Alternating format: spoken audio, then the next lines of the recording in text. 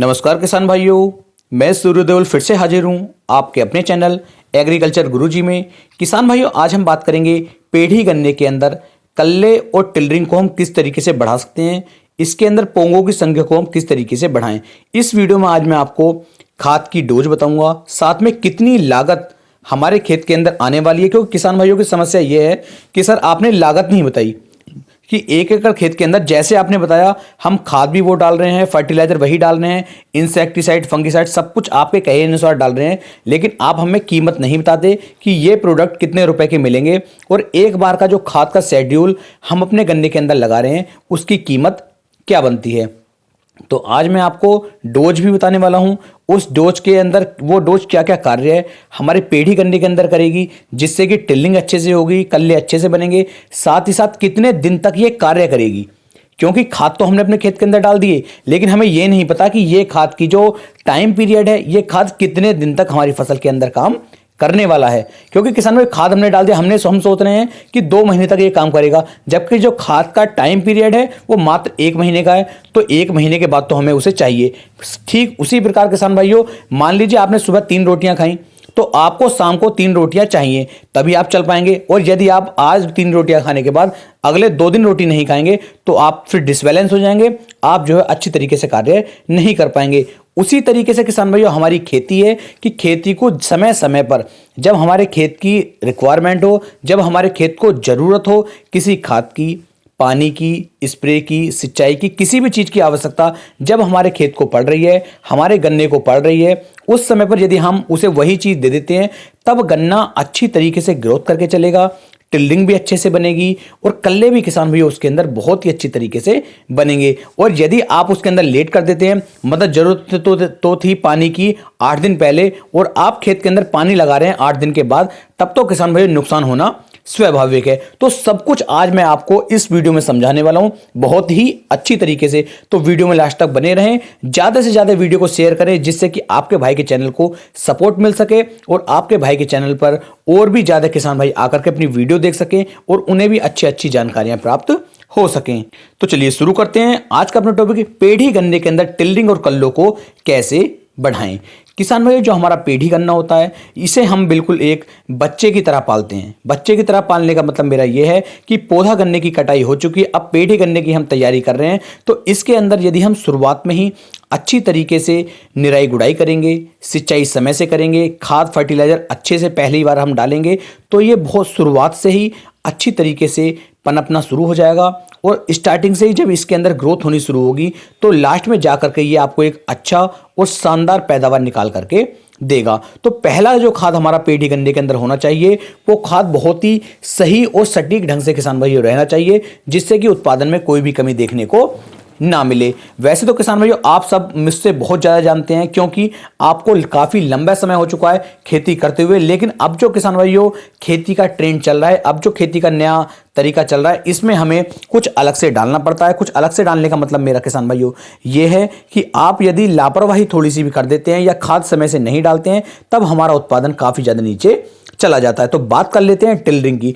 टिल्डिंग के लिए किसान भाइयों आपको शुरू में किसी भी कंपनी का एक अच्छा सा ग्रोथ प्रमोटर आपको लेना चाहिए। ग्रोथ प्रमोटर यदि आप अपनी फसल के अंदर डालते हैं तो इससे टिल्डिंग बनने में, फसल हरी भरी रहने में काफ़ी ज़्यादा महत्व हमें देखने को मिल जाता है। यदि आपको लगता है कि आपके खेत के अंदर जो रेड रूट होता है, लाल सड़न रोग है, उसका अटैक आपको आपके खेत के अंदर दिखाई दे रहा है, तब तो किसान भाइयों इस समय पर आप कोई भी एक फंगीसाइड का यहाँ पर उपयोग करें। और यदि आपका खेत साफ है, आपके खेत के अंदर फंगस का अटैक नहीं है, तब आप इसके अंदर कोई भी फंगीसाइड डाल करके अपने पैसे को बर्बाद बिल्कुल भी ना करें। सिर्फ उसके अंदर जो खाद मैं आज आपको बताऊंगा उन्हीं खादों का उपयोग आपको करना है। तो इसके अंदर यदि आप टिल्डिंग करना चाहते हैं तो सबसे पहले तो अपने खेत की निराई गुड़ाई पर आपको विशेष ध्यान देना है। तो जब आप निराई गुड़ाई करेंगे, ध्यान दें कि खेत के अंदर नमी हमारे अगर बनी हुई है तब आप निराई गुड़ाई कर दें। और निराई गुड़ाई से पहले ही आपको जिन खादों के बारे में बताऊंगा, इन खादों को डालने के बाद निराई गुड़ाई करके अपने खेत को आप छोड़ दें। पहली सिंचाई जो पेढ़ी गन्ने की आपको किसान भाइयों करनी है वो लगभग 30 दिन से लेकर के जब आपका गन्ना 40 दिन के आसपास का हो जाता है, कटाई के बाद की बात मैं कर रहा हूं कि आज गन्ने की कटाई हुई, आज से कम 30 से लेकर 40 दिन के बाद आपको जो है पहली सिंचाई अपने पेढ़ी गन्ने की करनी है। इससे पहले यदि आप गन्ने की सिंचाई करते हैं, गन्ने को पानी देते हैं, तो टिल्डिंग अच्छे से नहीं कर पाती है। जो हमारा गन्ना होता है, जो हमारा मेड़ा होता है, वो किसान भाइयों ठंडा पड़ जाता है और अच्छी तरीके से फिर वो ग्रोथ नहीं कर पाता, अच्छी तरीके से कल्ले नहीं बना पाता है। तो इस चीज़ का भी आपको बहुत ज़्यादा ध्यान देना है। तो यहाँ पर यदि मैं खाद की बात करूँ, निराई गुड़ाई आपने कर दी या निराई गुड़ाई करने से पहले आप खाद डाल रहे हैं, तो किसान भाइयों इसके अंदर सबसे पहले आपको जो है, सबसे पहले किसान भाइयों आपको लेना है ट्राइकोंटानोल ग्रेनुअल, जो 0.05% ग्रेनुअल फॉर्म में मिल जाता है। तो ट्राइकोंटानोल आप ले लीजिए।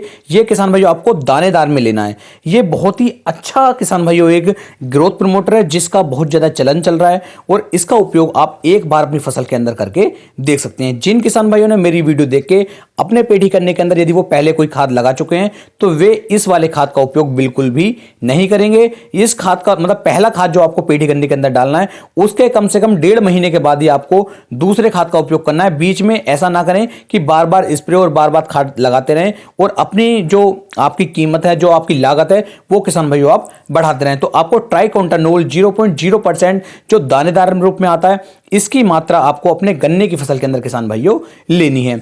साथ में किसान भाइयों जो आपको दूसरे खाद का चयन करना है, दूसरे खाद के रूप में आपको लेनी है single super phosphate. Single super phosphate की जो यहां पर आप मात्रा लेंगे वो 100 किलोग्राम प्रति एकड़ के हिसाब से लें, क्योंकि इसके अंदर आपको 4 से लेकर 5 ऐसे तत्व मिल जाते हैं जो हमारे गन्ने की देखरेख के लिए बहुत ज्यादा जरूरी हैं। इसके साथ साथ किसान भाइयों आपको 15 किलोग्राम प्रति एकड़ के हिसाब से पोटास की व्यवस्था भी यहां पर करनी पड़ेगी। एमओपी जो हमारी म्यूरेट ऑफ पोटास होती है, इसका उपयोग भी आपको यहां पर किसान भाइयों करना होगा। साथ ही साथ लगभग आप जो है 35 किलोग्राम यूरिया की आवश्यकता भी आपको पड़ने वाली, यानी कि 35 किलोग्राम आप यूरिया ले लीजिए, 100 किलोग्राम आप सिंगल सुपर फास्फेट ले लीजिए, 15 किलोग्राम आप पोटास ले लीजिए और जो हमारा ट्राइकोंटानोल होता है, इसकी मात्रा 5 से लेके 8 किलोग्राम प्रति एकड़ के हिसाब से किसान भाइयों आप ले लीजिए। और इन चारों को आपस में अच्छे से मिलाने के बाद अपनी फसल के अंदर डाल के अपने खेत की जो है निराई गुड़ाई करवा दीजिए, उसकी जुताई करवा दीजिए और उसके बाद उस खेत को ऐसे ही छोड़ दीजिए। लेकिन जब आप इन खादों को डालेंगे, इस चीज का ध्यान दें कि खेत के अंदर नमी होनी चाहिए। यदि खेत के अंदर नमी नहीं है तो इन खादों को ना डालें, ये अच्छा कार्य नहीं कर पाएंगे। और पहला पानी जो आपको देना है वो 30 से 40 दिन के बाद ही देना है, उससे पहले पानी ना दें, अन्यथा ज्यादा अच्छा जमाव आपको देखने को नहीं मिलेगा।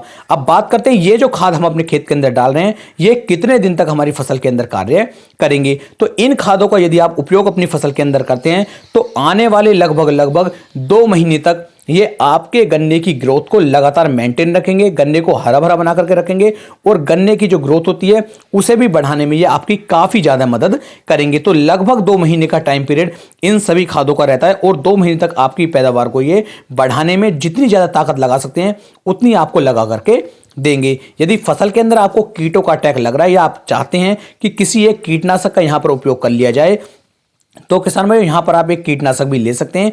कीटनाशक के रूप में आप चाहें तो रिजेंट ले लीजिए, क्योंकि रिजेंट काफी सस्ता है, 350 रुपए के आसपास मार्केट में आपको देखने को मिल जाता है। तो इसे लेकर के भी आप इसका चयन कर सकते हैं। बात कर लेते हैं सिंगल सुपर फास्फेट की कीमत की, तो ये आपको मार्केट में 430 रुपए का एक बैग देखने को मिल जाता है। तो 2 बैग आपके लगभग 860 रुपए के बन जाते हैं।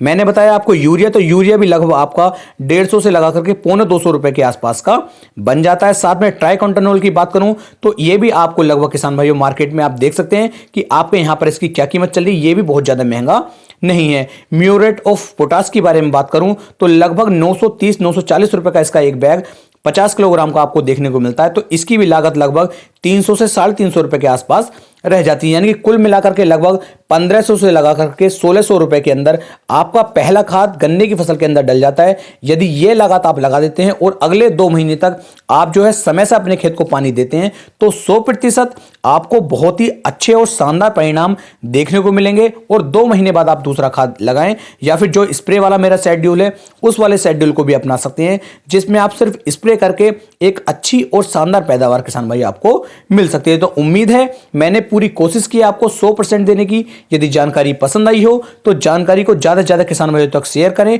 और अपने भाई के चैनल को सब्सक्राइब कर लें। अगली वीडियो आप किस खेती से संबंधित चाहते हैं नीचे कमेंट कर सकते हैं। क्या लाइव वीडियो हमारी आनी चाहिए जिसमें मैं आपको सामने से जवाब दे सकूं, उसके लिए भी आप मुझे बता सकते हैं। तो फिर मिलेंगे एक नई वीडियो में, तब तक के लिए सभी किसान भाइयों को जय हिंद, जय भारत, जय किसान, वंदे मातरम।